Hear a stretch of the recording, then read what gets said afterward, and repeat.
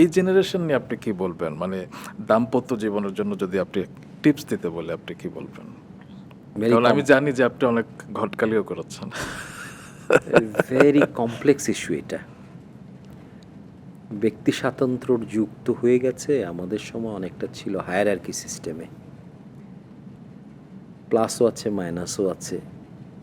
তো আমি যেই জিনিসটা দেখি, আমাদের সোসাইটি বিরাট টার্মোয়েলের মধ্যে যাচ্ছে, অস্থিরতার মধ্যে যাচ্ছে। এই জায়গাটার মধ্যে ফ্যামিলির এই যে, যেমন আমি বললাম আমি কোয়ালিটি টাইম দিতে পারি না, তার মানে এই ফাঁকে কিন্তু ফ্যামিলি ভ্যালুসটা পেলো না, তখন ডিরেল হয়ে যাওয়ার সুযোগটা থাকে।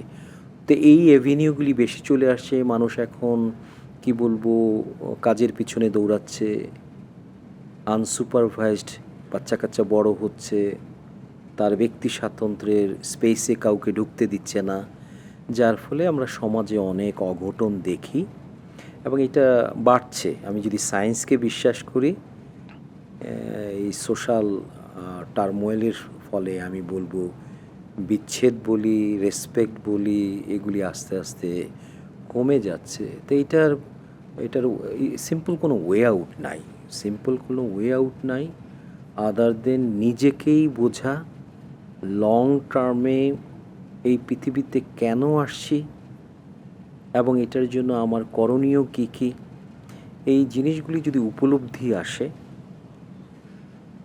তাহলে হয়তো নিজের থেকেই সমাধান আসবে।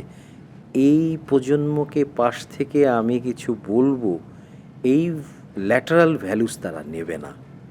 এদের ভেতর থেকেই কিন্তু আমি বলবো আসতে হবে এই জিনিসটা, এবং আমি কিন্তু তাদের ভিতরে প্লাস পয়েন্টটাও দেখি।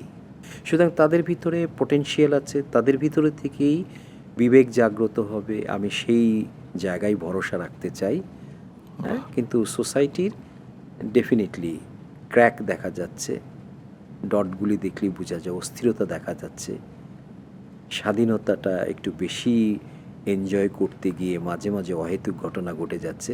এটা সলিউশনটা এই প্রজন্ম নিজেরাই নিজেদের অস্তিত্বের জন্য, নিজেদের কন্টিনিউটির জন্য তারাই কিন্তু এটার সলিউশনটা বের করে।